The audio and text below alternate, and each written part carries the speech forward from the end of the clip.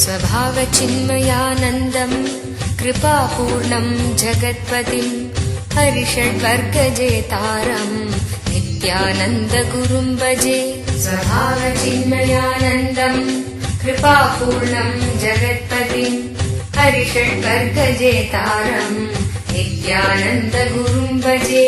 स्वभावचिन्मय सदाशिवसमारम्भाम् शङ्कराचार्यमध्यमाम् अस्मदाचार्यपर्यन्तम् वन्दे गुरुपरम्पराम्।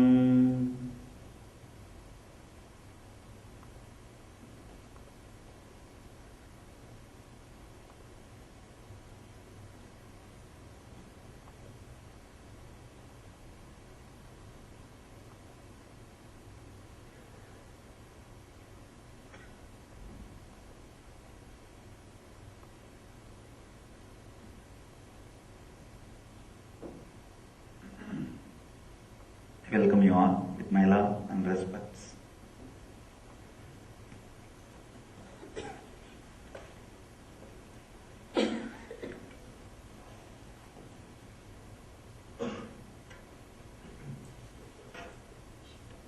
We'll enter into the yesterday's questions first, then today's questions. This person is asking, can person enlighten only with idol worship? Oh, just with idol worship. I can say, you can become enlightened just with idol worship, but you must be able to develop that depth just through the idol, which usually does not happen. After a certain level, when the depth has become very deep, automatically the person moves to the higher levels or the deeper levels. So, if you are really kind of a person to the depth of Ramakrishna, then of course Ramakrishna did not have anything else except that Kali idol. And finally Kali herself guided him to have the initiation from Totaburi. That's a very funny incident. Totaburi comes, is a great enlightened master, Avaduta, Paramahamsa, no cloth, complete naked sannyasi, who lives with the nature. He comes to Dakshineswar and sees Ramakrishna and says, I feel you are an intense seeker. I want to initiate you. Ramakrishna says, wait for a moment. I'll go and ask my mother and come back. Totaburi thought maybe he is staying with his mother and he wants his mother's permission before the initiation. Ramakrishna runs to Devi temple and asks Devi, stands in front of the Kali Murti for 2 minutes and comes back and says, yes, my mother told, you have come here just to initiate me, initiate me. Totaburi was shocked. He said, what are you saying? You said you will talk to your mother and come back, but I saw you went to temple and stood in front of Devi Murti and came back. This guy said, yes, she is my mother. I asked her just now and she told me you can initiate me. Totaburi was shocked. And during the initiation, Totaburi said that bring your mind to the ultimate consciousness with no form. Centralize your mind on the formless consciousness. He gave some technique. Actually, he initiated him into a very powerful sannyas technique, the sannyas initiation. But Ramakrishna says, no, I am not able to bring myself to that emptiness because the moment I close my eyes, the Kali is there in front of me. Then Totaburi says, then go and talk to your mother again. And the very interesting thing, he goes to mother and asks Kali, what is this? He is telling me to bring my inner space to the silence and to the pure consciousness which is beyond form. But whenever I close my eyes, I see only you. Then Kali says, go and follow his advice. That is the right thing you have to do. That is the right thing you have to do. And the story says, she gives her own sword, the sword which she always carries, and says, cut my form, kill me. Understand, if you have that depth with an idol, then you don't need anything. Usually, when you have that depth with the idol, she herself will guide and take care that you become enlightened. That story says, she herself guided him, gave the sword to cut her herself, and Ramakrishna, when he again brought himself back to the pure consciousness beyond form, he saw the form of the Kali and used that sword mentally and cut the form. And the story says he became enlightened. Understand? If you have that depth, then naturally the deity herself, the Devi herself will guide to you to the higher levels. When I stand in front of Krishna of Dwarika, I go speechless, thoughtless, and tears comes in my eyes. This does not happen in other kind of worship for me. It's perfectly alright. Even if it happens with one murti, that is okay. There is no problem. It's perfect. Just continue with that. That will take you to the deeper and deeper level. All I tell people, when you have the deep feeling of that one murti, just go with it. Have ishta means that completely centered on that deity. Don't bother about anything else. You don't have to have that same experience in front of every deity. No need. Same way, don't say all other deities are useless. All other things are useless. All other gods are useless. Or all other techniques are useless. That is the only thing you need to avoid. If that only can avoid, you will always be guided to higher and higher levels, deeper and deeper methods. All you need to have is depth, and the same way, openness for further updation. Openness for further experience.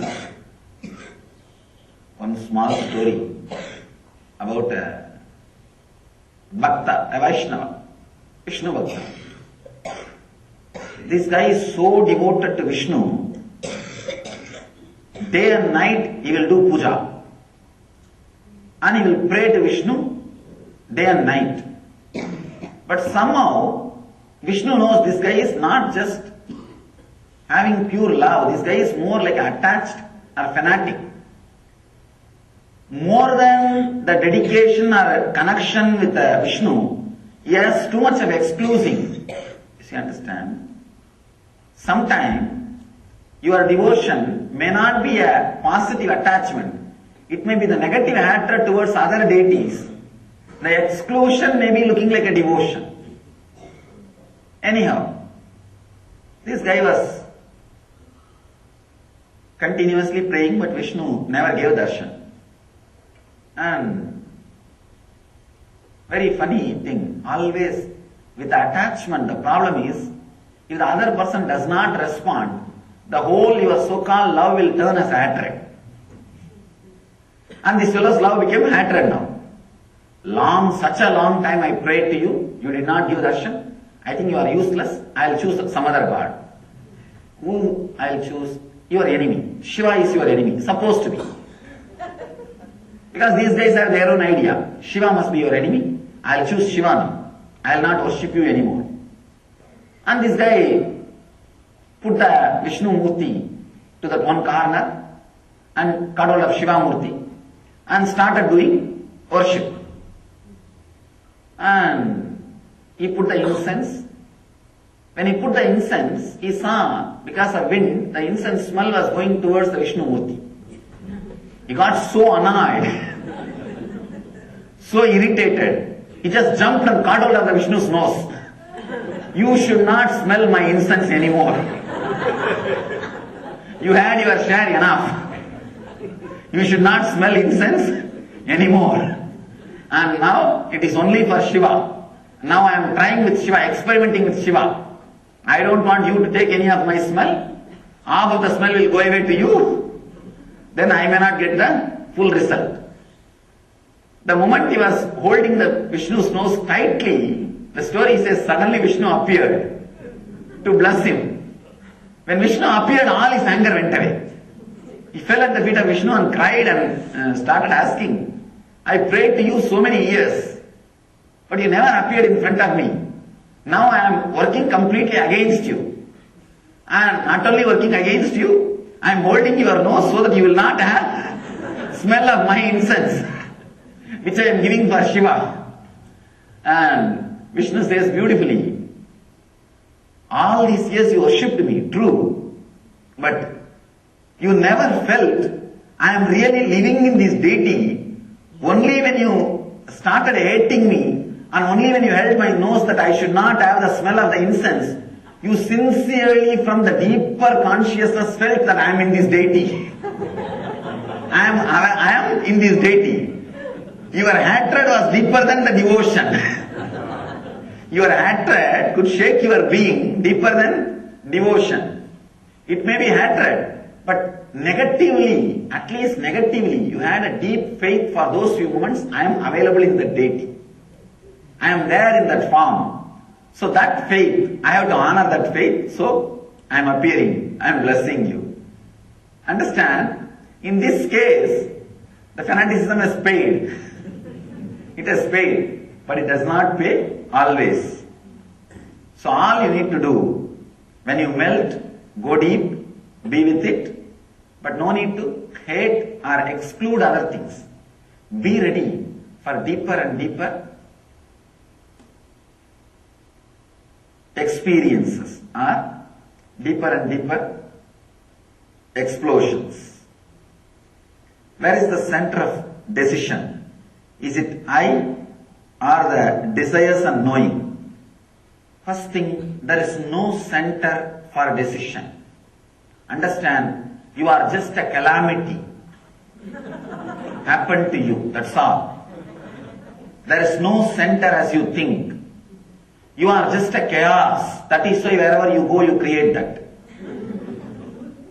Understand, be very clear. It may be hurting you, but the truth is there is no center in you. You are just chaos. That is why, actually, that is the reason you have such mood swings. Such mood swings. Because if you have a center at all, you will not have the mood swings. The very existence of mood swings shows you don't have center.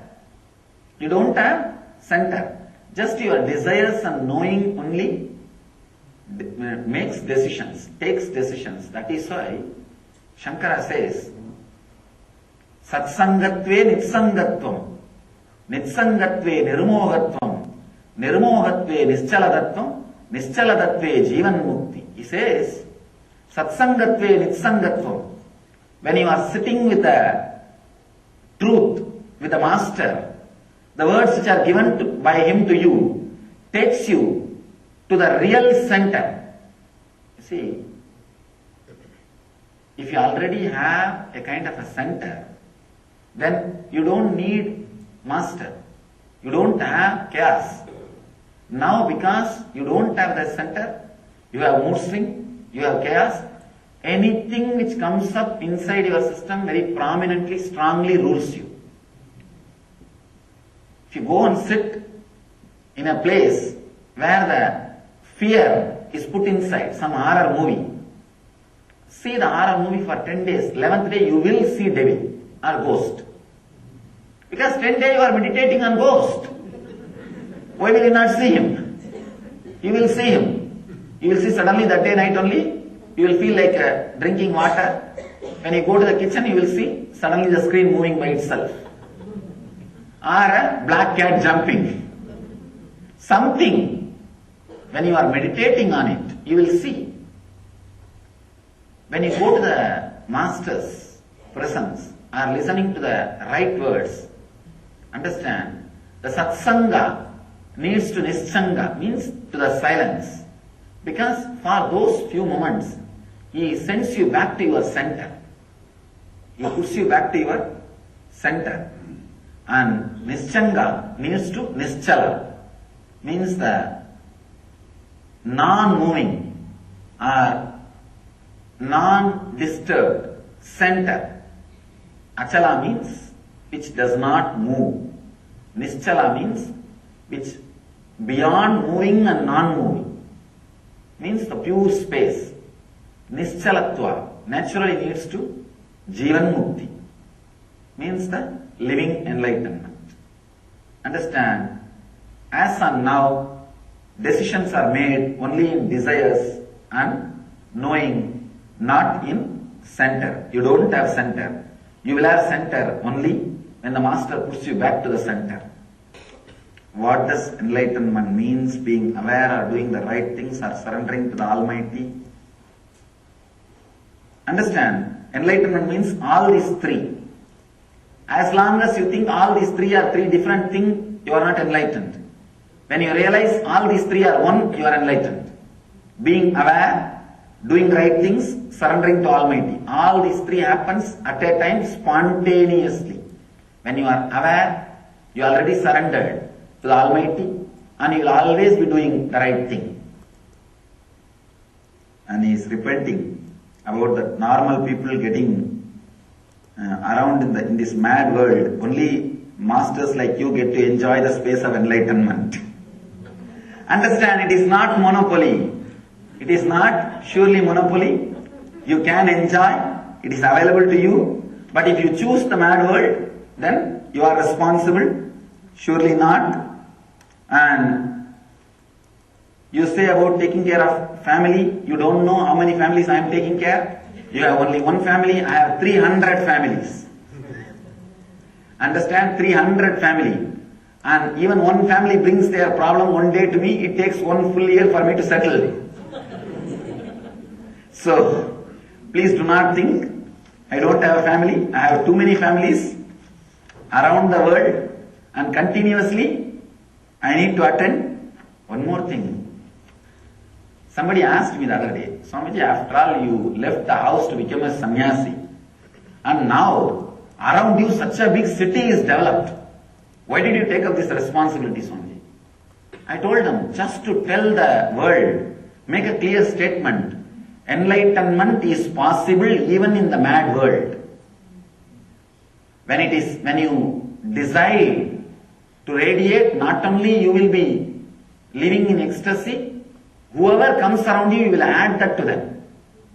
Do not complain your family is responsible for you not becoming enlightened. No. You are responsible for them not becoming enlightened. Always be happy is one of the significant sign of enlightenment. But can you please explain what other signs are there for an enlightened soul? Understand, I can put it in this way. Always be intense is the main sign of the enlightened master. So when you see that, you understand it as a bliss or happiness. To tell you honestly, I myself do not feel something like I am separately being happy or separately being blissful. All I know is I am clear, something extraordinary is constantly happening intensely in me. That's all. Only an outsider feels it is a bliss. It is not even bliss.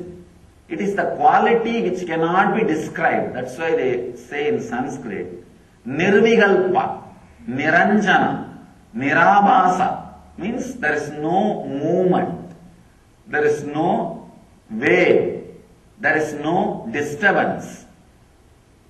Even the idea of bliss according to you can be like a movement, but there is no movement. When the movement happens, it can be called as bliss. When there is no movement, when there is a pure nirvigalpa, when you see from outside, it looks like a bliss. There is a beautiful word in Sanskrit. Achala Vigraha and Sachala Vigraha. Achala Vigraha means the deity which does not move. The God statues in the temple. Sachala Vigraha means the deity which moves, the enlightened master's bodies. Sachala Vigrahas, only the person who sees from outside feels that Sachala Vigraha is in bliss. But actually, I am in the state something can be called beyond bliss. Even the idea of bliss you will remember as a big wide smile. No, relax. It's not just big wide smile. It cannot be described. it is pure nirvikalpa, niranjana, nirabhasa, which cannot be conceived by mind. Tomorrow Mahadeva talks about this. So tomorrow's technique will be related to this. Maybe that time I will deeply explain or will deeply try to understand. From yesterday all the techniques are almost Ananda Sutras. Means now Mahadeva is coming to end. We have only 7 more days. We have only few more sutras. Anyhow, as on now, the remaining sutras which I will be talking, everything is Ananda Sutra. Mahadeva is taking us to a deeper and deeper levels, breaking new parts and giving new clicks. Tomorrow's technique, he says, enlightenment is not even bliss. He is breaking all the doors. He is not even opening, he is just breaking. Even if he opens, there is every possibility because of your foolishness you may close it again. So he is not even interested in opening and leaving it. No, he just breaks it. So that once for all, it can never be closed again. You don't have to bother about. You don't have to have the fear, it may get closed, who knows. So you are asking other significance, other important things. I can say, any significance or any sign I explain on which your mind grasps will become a lie. Will become a lie. Only one sign I can say, you will have some deeper click and you will have a strong feeling connected. Just try to avoid coming here after 2-3 days, you will not be able to avoid. Then you are really experiencing the enlightened master's presence. That's all I can say. Anything else will become a lie or duplication. Shivoham, Shivoham, Shivoham.